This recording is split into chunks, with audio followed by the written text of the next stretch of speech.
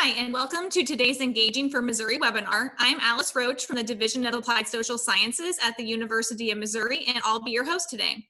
With each of these 30-minute webinars, we intend to share research-based insights that leaders like you can apply in your own work to benefit and strengthen the state's agriculture and food system, hospitality sector, and communities. Today, we have Kevin Gabbert joining us to present about working with your lender during uncertain times. Before I invite Kevin to begin, I want to share a few housekeeping notes. First, we'll close the webinar today with a question and answer session. Those of you who connected to today's webinar via your computer can submit your questions in the chat screen. So to open that chat screen, you can just click the chat button that you see at the bottom of your Zoom window. If you joined by phone, then you can email me your questions at roacham@missouri.edu. Second, all attendees are muted and may not start their video.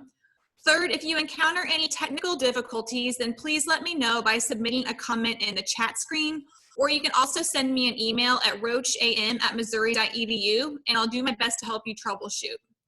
Fourth, we will make a recorded version of the webinar available to you. You can look for an email from Zoom in about a day from now with a link to that recording.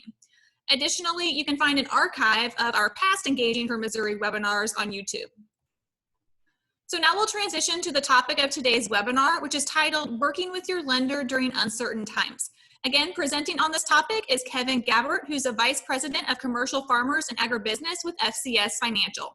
So thank you, Kevin, for being here today. If you could please start, unmute your phone rather, then we can begin your presentation.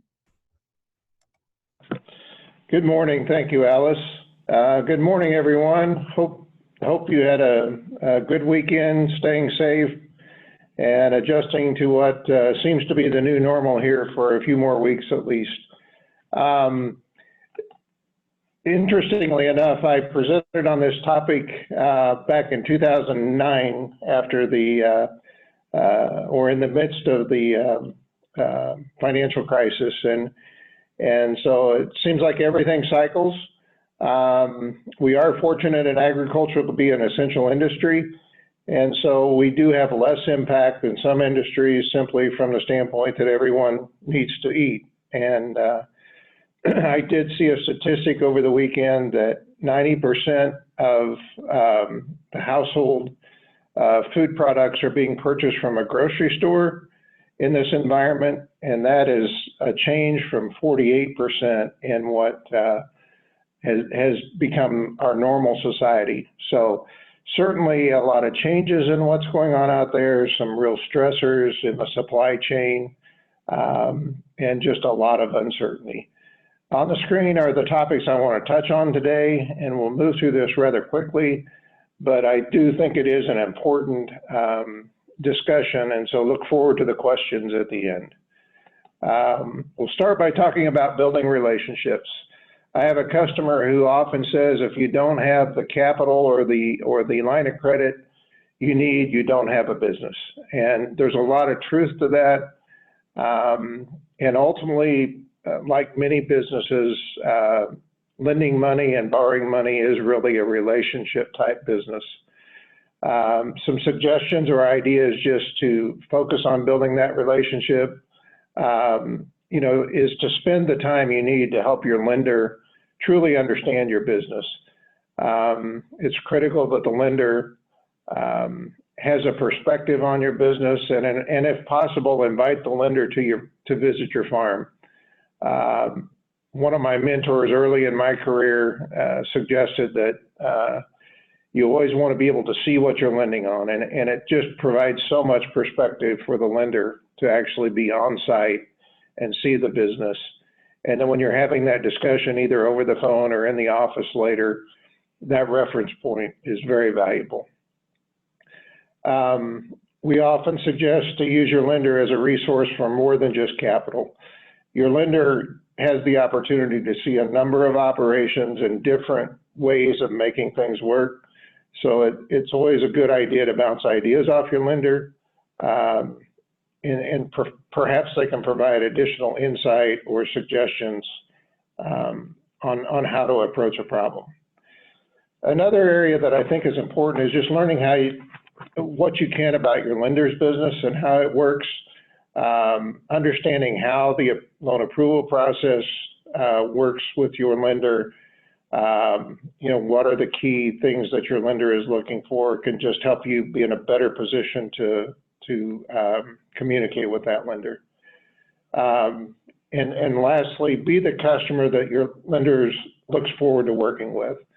When that phone rings and the lender sees it's your phone number, be that customer that he's excited to answer the phone and have the discussion.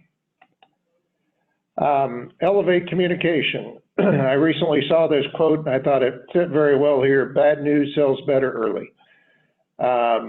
If there are challenges out there that you see coming with your operation, be proactive and make your lender aware of those challenges. It's been my experience that there are always more options or solutions in the early stages of a challenging time than if that problem is allowed to stay out there and progress. There is a lot of uncertainty. Those resolutions or ideas may not be obvious or easy, but that doesn't mean the discussion shouldn't occur early in the process. There are a lot of things we don't control right now, but what you do control is how you interact with key stakeholders. That would include your lender. So that should be a real focus on how you're communicating.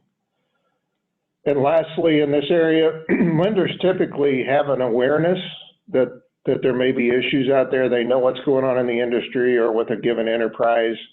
And it's always better if they know the details or the facts versus making assumptions. They may assume that things are actually worse than they are if you're not communicating. Recognizing it's always, hesitancy or challenge to communicate bad news, but nevertheless, it's a very good practice to elevate that communication. Honesty and full disclosure. If you break trust with your lender, or for that matter, a supplier or other business partner, it's very difficult to regain that trust, especially in an uncertain market. Referencing back to that honesty and full disclosure will often help as you move through the process later in the decision making. Also, make sure you disclose the full information or the full situation. And here, not necessarily suggesting that you may purposely not disclose information, but often the lender doesn't always know about outside partnerships or agreements or contractual obligations you might have. So making sure that all those are on the table is important. If there are changes to your operation, make sure those are communicated and part of the discussion. And any stress in relationship, that could be a relationship between yourself and a landlord, that could be a relationship between yourself and a business partner, or even potentially with your spouse. I did mention earlier the financial crisis back in 2009. And one observation coming out of that time period is that many times the challenging loans that we were working with certainly had some challenges due to the economic environment, but more often than not, that those economic challenges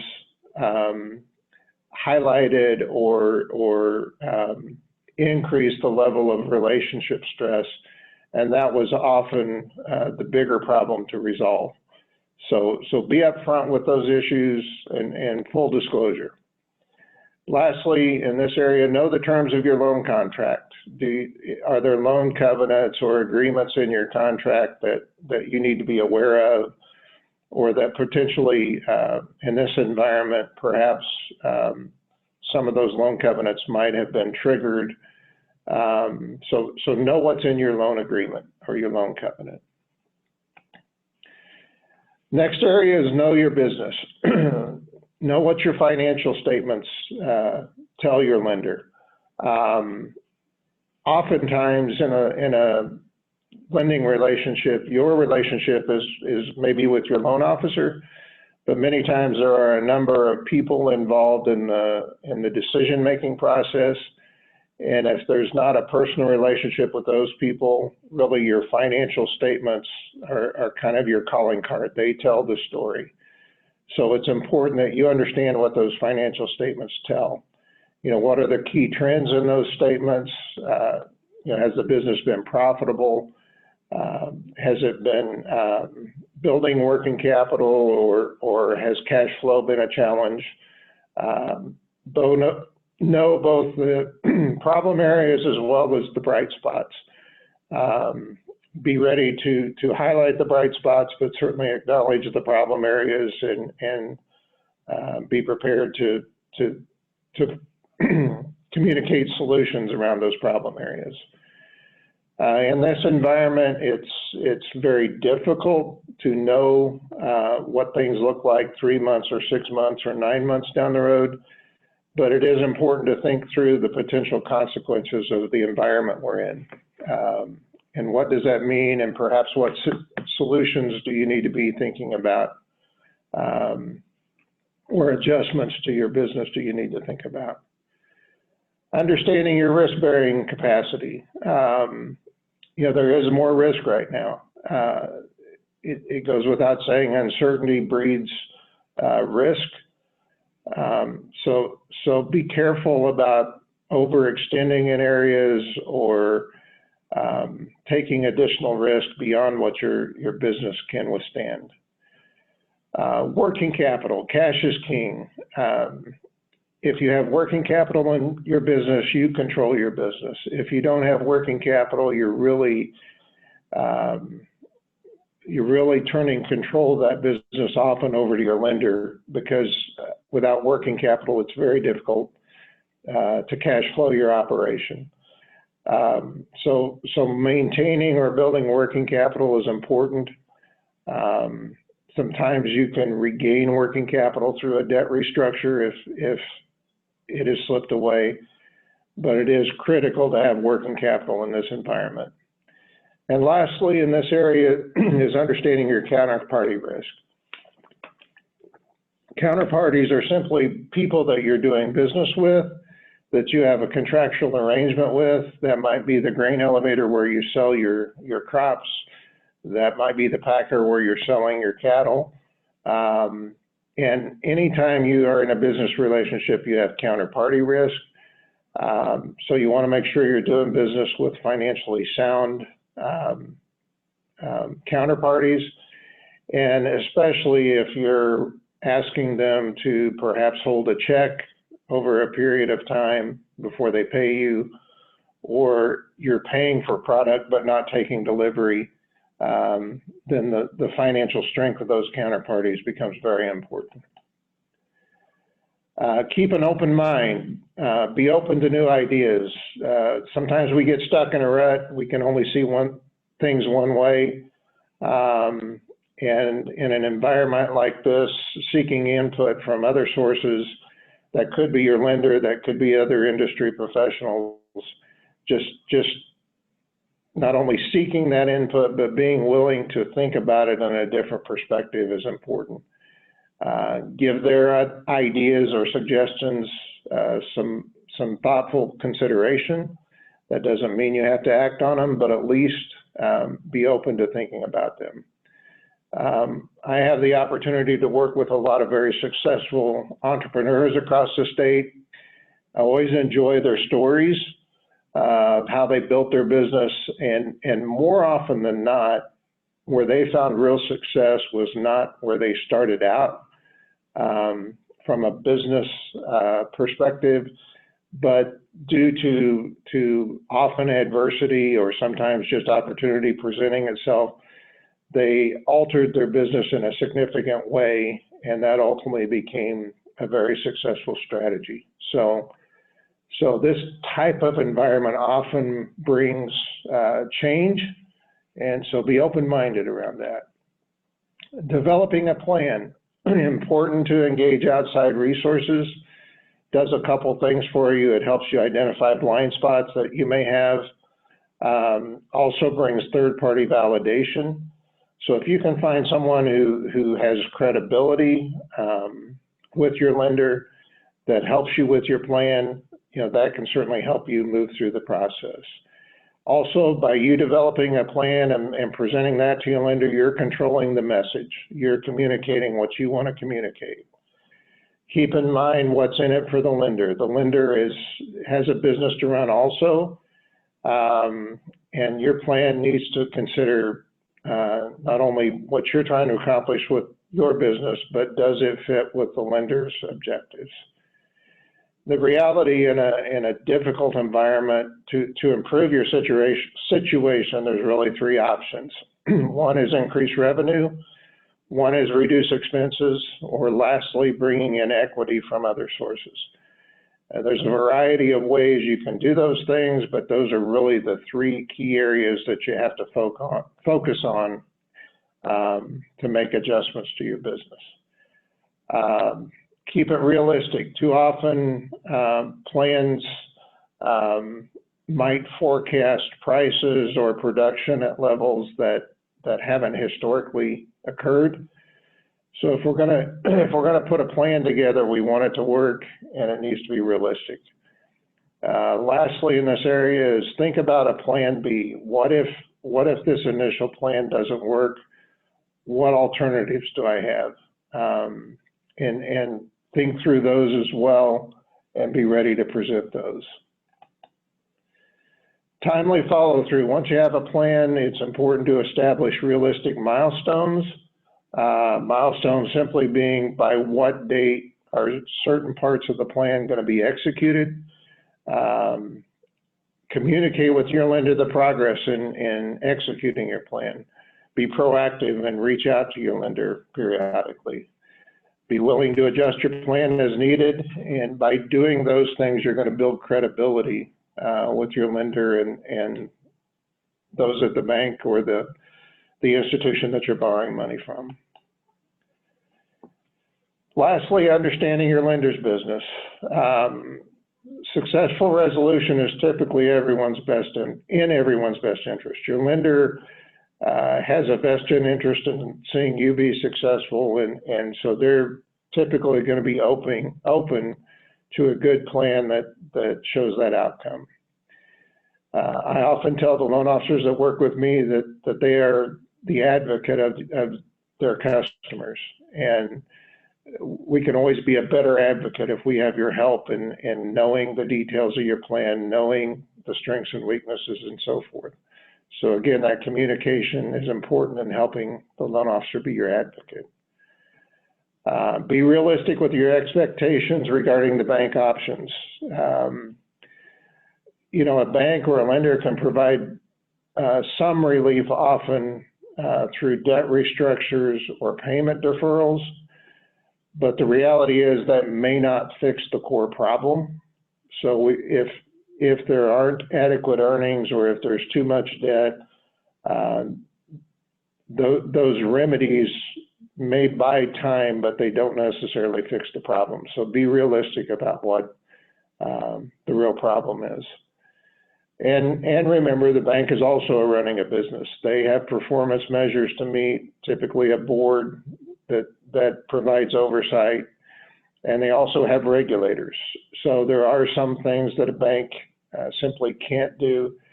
So you just have to be aware of or understand that lender's limitations as well. So to wrap things up, really 5 areas that I wanted to mention. One is to focus on what you can control. Don't get caught up and paralyzed thinking about those things that are out of your control. Manage your risk within your risk-bearing ability. Now is a time frame in this uncertainty to take risk off the table where you can. Keep communication lines open. I think we've stressed that. There will be opportunities through these uncertain times. Again, be ready to respond to those opportunities. And lastly, again, devote time to key relationships. financial stress and uncertainty tends to bring stress in relationships. So it is important to really devote time and effort into communication with those key parties. So with that, Alice, we'll turn it back over to you and see what questions there may be. Great. Thank you, Kevin, for sharing so many helpful practices and recommendations. If you do have a question for Kevin, please go ahead and put that in the chat screen, or you can also send me an email at roacham@missouri.edu. While we're waiting for questions to be submitted, Kevin, I do have a few that, for us to get started with. One is that one of your tips that you shared about today focused on being the customer that your lender looks forward to working with. So what are characteristics of customers that you enjoy working with most? Yeah, great question, Alice. I think the communication from the customer proactively is a key area, that sets many of our customers apart. Providing complete information and communicating the details is certainly an asset that we look for. And simply those customers that bring us into the discussion around ideas early and make the lender a part of the process and the decision making, that's always appreciated and really helps with our understanding of the particular project or idea that they're working on. Great. We do have a question here about the payroll protection program, loan program through SBA. I'm wondering if you could speak to discussing what eligibility requirements are involved in PPP. And over the weekend, I was reading a story that talked about how the final decision was that farms were eligible. So what kind of interest have you seen from producers, for example, in submitting applications to that PPP program? Yeah, thanks, Alice. That's been a real focus of ours here at FCS Financial over the last few days.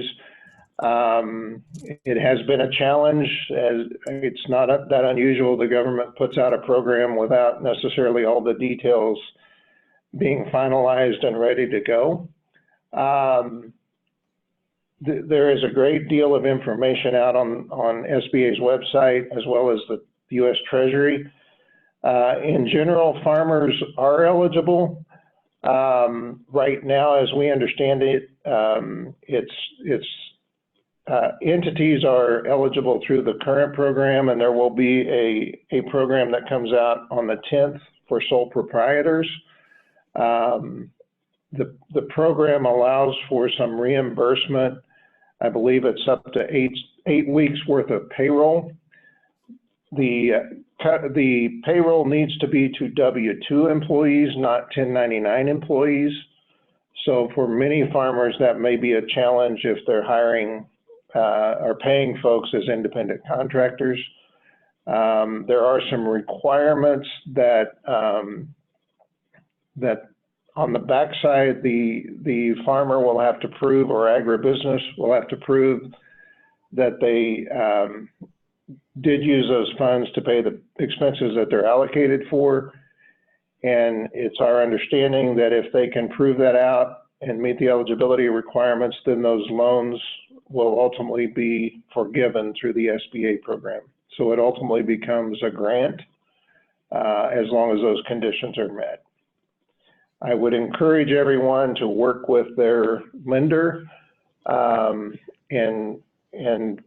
move through the process as quickly as possible. As we understand it, funding is limited, and so it is important to step up and get that process started as soon as possible.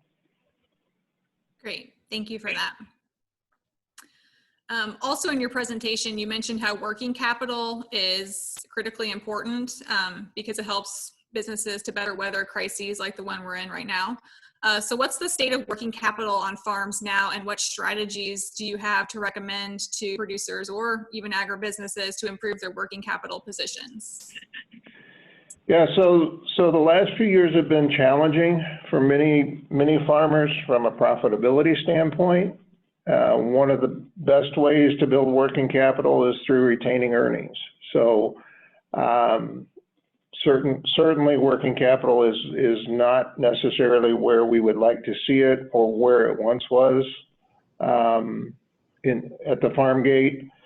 One option to consider with your lender is potentially to restructure some debt and perhaps move some debt down the balance sheet to the long-term section and replenish working capital.